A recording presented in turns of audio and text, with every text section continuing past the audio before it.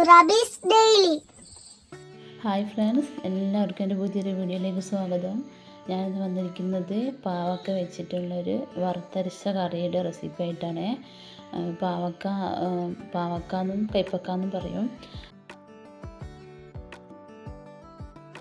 ഒരു പാവക്കയായിട്ട് എടുത്തിട്ടുള്ളത്.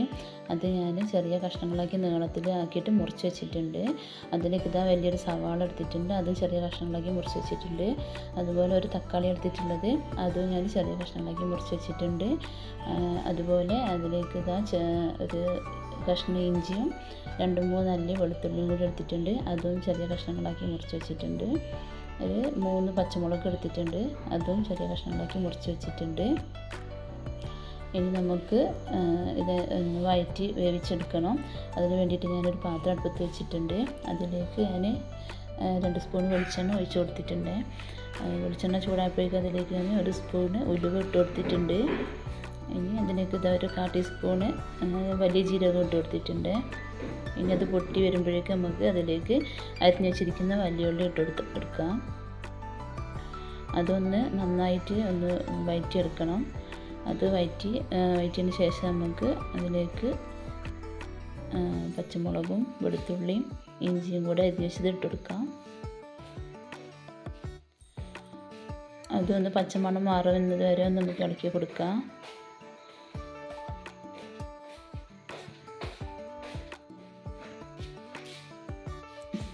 നന്നായിട്ടൊന്ന് വഴറ്റിയെടുക്കുക. അത് കഴിഞ്ഞതിന് ശേഷം അതിലേക്ക് കറിവേപ്പില ഇട്ട് കൊടുക്കുന്നുണ്ട്. ഇനി നമുക്ക് അരിഞ്ഞ പച്ചമുളക് തക്കാളിയും കൂടി ഇട്ട് കൊടുക്കാം. തക്കാളിയും കൂടി ഇട്ടതിന് ശേഷം അതൊന്ന് പെട്ടെന്ന് വെന്ത് കിട്ടാൻ വേണ്ടിയിട്ട് നമുക്ക് 1 സ്പൂണ് ഉപ്പിട്ട് കൊടുക്കാം കേട്ടോ. ഉപ്പിട്ടതിൽ തക്കാളിയും പച്ചമുളകും ഉള്ളിയും ഒക്കെ കൂടി ഒന്ന് നന്നായിട്ടൊന്ന് പെട്ടെന്ന് വെന്ത് വന്നോളും. അപ്പോൾ അതിന് വേണ്ടിയിട്ടാണ് കേട്ടോ. നന്നായിട്ടൊന്ന് ഇളക്കി യോജിപ്പിച്ച് കൊടുക്കാം. ഇനി നമ്മൾ അരിഞ്ഞു വെച്ചിരിക്കുന്ന പാവക്കയും കൂടെ ഇതിലേക്ക് ഇട്ടിട്ട് നന്നായിട്ടൊന്ന് ഇളക്കി യോജിപ്പിച്ച് കൊടുക്കണം. അതൊന്ന് ഈ തക്കാളിയും ഉള്ളിയും കൂടിയുള്ള മസാല തന്നെ കിടന്നിട്ടൊന്ന് നന്നായിട്ടൊന്ന് വെന്ത് വരുന്നവരെ നമുക്ക് ഇളക്കി ഒന്ന് വേവിച്ച് കൊടുക്കാം കേട്ടോ. അപ്പോൾ അതവിടെ വേവാൻ വെക്കാം നമുക്ക്.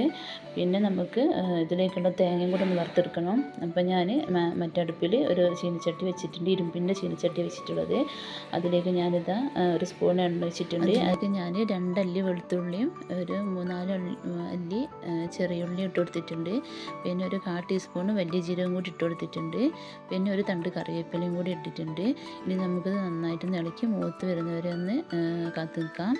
അത് കഴിഞ്ഞതിന് ശേഷം നമുക്ക് ചിരവി വെച്ചിരിക്കുന്ന തേങ്ങ നമുക്കിതിലേക്ക് ഇട്ട് കൊടുക്കാം കേട്ടോ. അപ്പോൾ ഉള്ളീൻ്റെ ഒരു പച്ച മണം മറന്നേരം ഇളക്കി കൊടുത്താൽ മതി. പിന്നെ നമ്മൾ തേങ്ങ വറുക്കുമ്പോൾ അതിൻ്റെ കൂടി ആയിട്ട് നന്നായിട്ട് മൂത്ത് വന്നോളും. നമുക്ക് തേങ്ങ നന്നായിട്ടൊന്ന് ഒരു ബ്രൗൺ കളർ ആവുന്ന വരെ നമുക്കൊന്ന് ഇളക്കിയെടുക്കണം. നന്നായിട്ട് വറുത്തെടുക്കണം കേട്ടോ. വറുത്തരച്ച കയ്പ്പക്കറി ആയതുകൊണ്ട് നമുക്കിത് പിന്നെ പത്തിരിക്കും അതുപോലെ ചപ്പാത്തിക്കും ചോറിനും ഒക്കെ കഴിക്കാൻ നല്ലതാണ്. ഇതിപ്പോൾ ഞാൻ കയ്പ്പ് രസമൊന്നും അധികം ഇല്ലാണ്ടിരിക്കാൻ വേണ്ടിയിട്ടാണ് ഞാൻ വെള്ളം ഒഴിക്കാതെ ഇത് വേവിച്ചെടുക്കുന്നത്. വെള്ളം ഒഴിക്കാതെ തന്നെ ഇത് വേവിച്ചെടുക്കുകയാണെങ്കിൽ നമുക്ക് കയ്പ്പ് രസമൊന്നും അറിയില്ല കേട്ടോ. നല്ല ടേസ്റ്റ് ആയിരിക്കും. ചിക്കൻ കറീൻ്റെ ഒക്കെ ടേസ്റ്റുള്ള കറിയാണ് ഇത്. അപ്പോൾ ഞാൻ ഇതിലേക്ക് 1 സ്പൂൺ മുളക് പൊടി ഇട്ട് കൊടുത്തിട്ടുണ്ട്, 1 സ്പൂൺ മഞ്ഞൾപ്പൊടി ഇട്ട് കൊടുത്തിട്ടുണ്ട്. ഇനി നമുക്ക് നന്നായിട്ട് ഇളക്കി യോജിപ്പിച്ച് ഇതൊന്ന് കുറച്ച് വെള്ളം ഒഴിച്ചിട്ട്, അധികം വെള്ളമൊന്നും ഒഴിക്കരുത്. ലേശം മസാല ഒന്ന് അടി പിടിക്കാതിരിക്കാൻ വേണ്ടിയിട്ട് ഞാൻ ലേശം വെള്ളം ഒഴിച്ചിട്ടുള്ളൂ. അത് ഒഴിച്ചിട്ട് ഞാൻ ഒന്ന് ഇളക്കി മൂടി വെച്ചിട്ടൊന്ന് നമുക്ക് ആവിയിൽ തന്നെ ഒന്ന് വേവിച്ചെടുക്കാം കേട്ടോ. അപ്പോൾ അത് നന്നായിട്ടിത് വെന്ത് വരാനായിട്ടുണ്ട്. അപ്പോൾ നമുക്കതൊന്ന് നന്നായിട്ടൊന്ന് ഇളക്കി കൊടുക്കാം. വെള്ളം അധികം ഒഴിക്കാത്തതായതുകൊണ്ട് തന്നെ പെട്ടെന്ന് നമ്മൾ ഇടയ്ക്കിടയ്ക്കൊന്ന് ഇളക്കി കൊടുക്കണം. അതുപോലെ നമ്മൾ തേങ്ങയും ഒരുവിധം മൂത്ത് വന്നിട്ടുണ്ട്. ഇനി നമുക്കിതിലേക്ക് 1 സ്പൂൺ മുളക് പൊടി ഇട്ട് കൊടുക്കാം. 1 സ്പൂൺ നിറയെ എടുത്തിട്ടില്ല കേട്ടോ. അതുപോലെ 1 സ്പൂൺ മല്ലിപ്പൊടിയും മുളക് പൊടിയും തേങ്ങയിൽ തന്നെ കിടന്നിട്ടൊന്ന് നന്നായിട്ടൊന്ന് വറുത്തെടുക്കണം കേട്ടോ.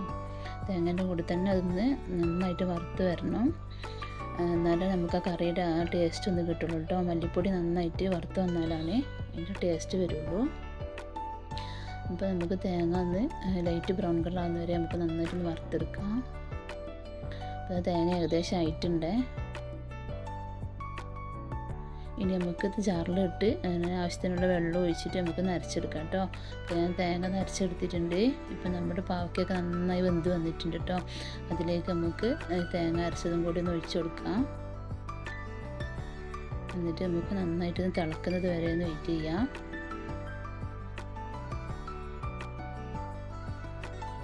കറി തിള വന്നിട്ടുണ്ട്.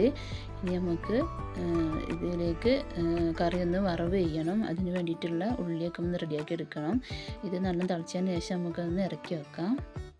അങ്ങനെതാ ഞാൻ ഒരു സ്പൂൺ വെളിച്ചെണ്ണ ഒഴിച്ച് അതിലേക്ക് ചെറിയ ഉള്ളി, ഒരു 4 ചെറിയ ഉള്ളി അരിഞ്ഞ് വെച്ചിട്ടുണ്ടായിരുന്നു.